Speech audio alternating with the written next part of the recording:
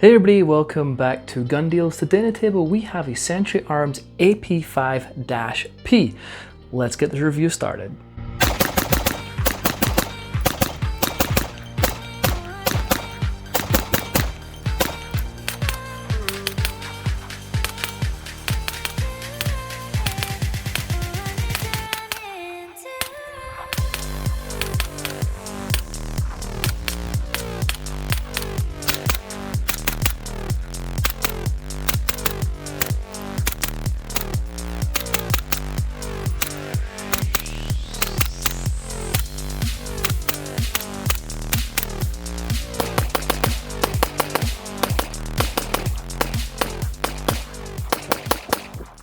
Alright everybody, as I said, this is the Century Arms AP5P. This is actually made by MKE in Turkey, and it's imported by Century Arms into the United States. Now, I kind of converted this back into the version I got that, when I got this.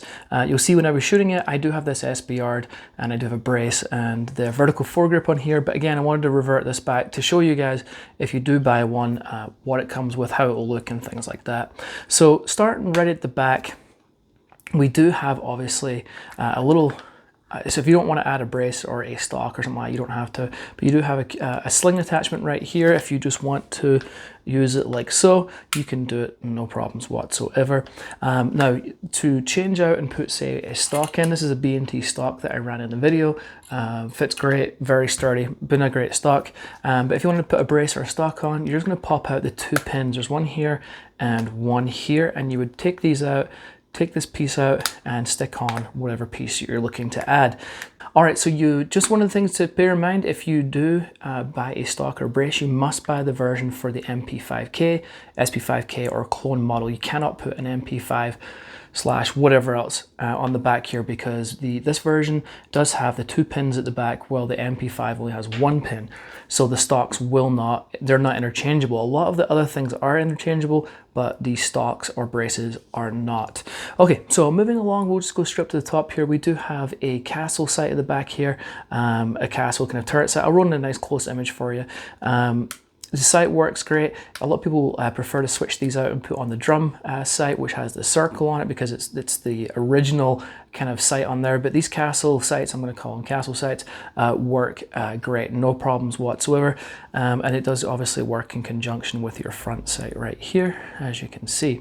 Up the top here, it is got your serial number and it's got branding and things like that. Up here, the MKE AP5-P. Now, you'll notice right here, there is two on either side. There's these two parts on either side where you can attach a claw mount. Obviously there's no picatinny rail up here, so if you want to add a red dot, if you don't like this classic iron sight look, you can throw on that claw mount, which has a picatinny rail, and you can add that red dot.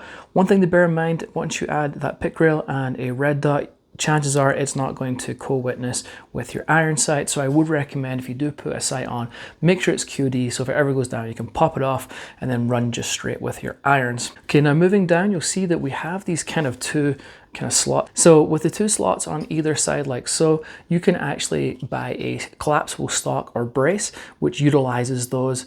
And then so you can have that collapsible stock in there if you don't want a folding stock or something like that. So it does give you some other options that you can use for the gun. Now moving down, we do have an all polymer lower. The safety is not ambidextrous, but that's very easy to upgrade if you want to do that. This is technically the older version of the lower. The newer version actually is more slimline. It's straight. There's no like finger grooves and things like that. I actually really like the contouring on these older versions with the finger grooves right here. I think it actually looks much nicer than the plain one. So I do like that. As I said, it does not have an ambi safety. Easy to upgrade. You do have the safety on this side. It is very tactile. The one thing I don't like is I have medium-sized hands. I cannot manipulate that safety without breaking my grip on the gun to actuate that. Again, it's pretty easy to fix. You can buy, if you want to, I mean, maybe your thumbs are long enough and mine are not, but Magpul and things like that have some extended levers that will help mitigate that problem, which will be great for some of us. It does have a mag release right here. Again, medium-sized hands, I cannot touch that mag release right there, but that's okay. You know, I own an SP5 and I've never used the mag release button because it does have the paddle right here, which I love. Paddle mags to me are super intuitive, really easy to use. I do like that a lot. Now moving down to the trigger. Now, the trigger on these clones on H&K as well are not fantastic. It's just the way it is. So don't expect a match grade trigger. You're just not going to get it. So let's go over this one. You've got a little bit of take up. You feel like you're at the wall, but it's just got a little bit more to go. And then you've got the brake. The brake's not too bad. It's pretty positive and tactile. You got the reset, a little bit of let out. A little bit of a thunk there. Could do with being a little more positive and tactile, but it's not too bad.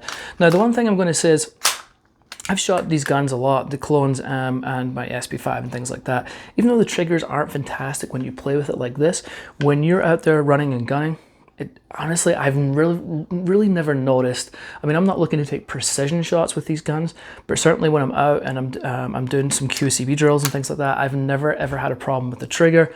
So don't let that put you off. It's not a big deal.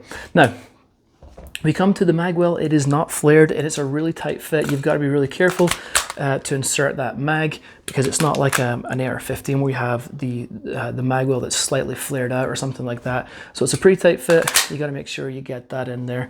Now, talking about the mags, this is made by MKE. Honestly, the fit and finish is almost identical to the H&K version.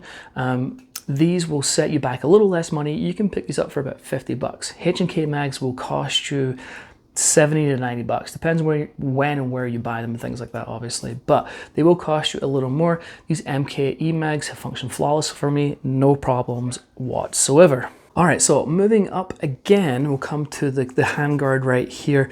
Again, there's just one pin on this side that you would push through and you'd pull that out and you can change out the handguards to whatever you like. I really like the classic look of the vertical foregrip on here. I think it just goes really well. This part is actually not H&K, it's made by HK Parts. It will cost you about 30 bucks is the upgrade, which I think is extremely reasonable. You can buy the German version, the HK part, which will fit this, and it will cost you about double the price if you want to go that route. But it does come with a standard one, has obviously a little piece that comes down here to stop, so you can get your hand in here, protect it and not get too close to that at the end of your barrel. On the other side, obviously here we do have the charging handle. It's got nice texturing on the front and sides and things like that. And it works awesome. Now, with the charging handle, there's a couple of ways to utilize this charging handle. If you put a mag in, now, a couple of things with this mag actually.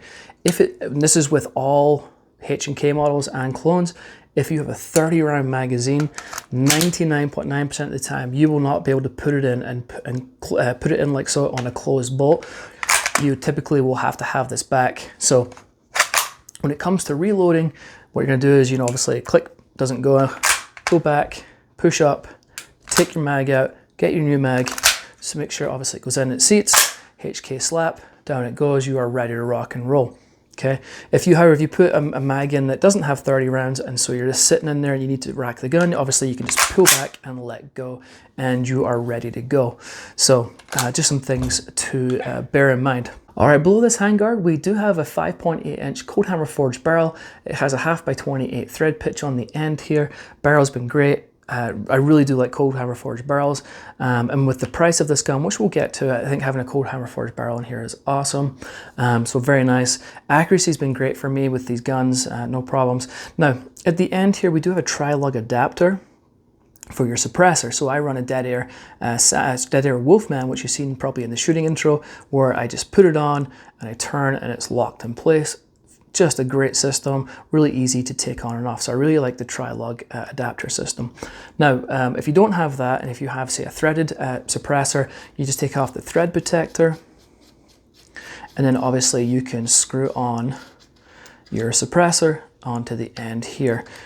So that works just great also. Now, another thing to note about these guns is I said they were made in Turkey, which they are, but they're actually made on H&K equipment, which is awesome. So these are licensed out by H&K to MKE to make, to H&K specs on H&K machinery, right? So that's phenomenal. I think, you know, you're getting almost, it's pretty much as close to a H&K gun as you can get without having the H&K.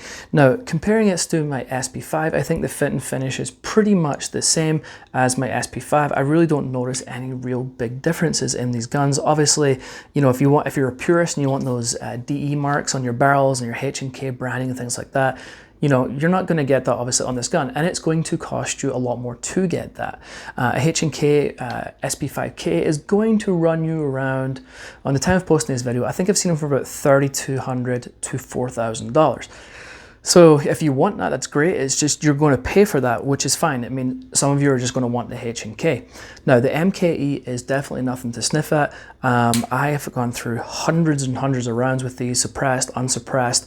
I've had zero issues. It's been absolutely great. It feels like I'm shooting a natural H&K roller delayed system. Just shoots so nice. Such a great gun to shoot. Now, at the time of posting these video, you can probably pick these up, the base model, for a third of the price. Now, here is how to get the best price on this firearm. To get the best price on this firearm, scroll down to the description, select the UPC code there, and then enter it into Google and search. And then look for the gun deals link, which is at the top here. Click on that. That will take you to our website.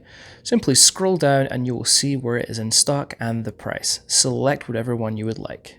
All right, folks, so for me, I think this is a fantastic firearm. I think it comes in at a fantastic value, especially when you compare it to H&K. Now, I'm not saying H&K is bad, absolutely not. But if you're on a budget and you don't want to drop $3,000 or $4,000 on an SP5K, this definitely, I think, will make you very happy. And again, fantastic price point. Zero issues for me, super customizable. There's tons of aftermarket parts that will fit this because it's made to H&K specs, right? So very nice firearm. I'm very happy with it. I think if you bought this gun, you'd be very happy with it also. All right, folks, that is it from me. Any questions, any comments, please ask them below. I'm always happy to help out wherever I can. And that's pretty much it. Until next time, we'll catch you later.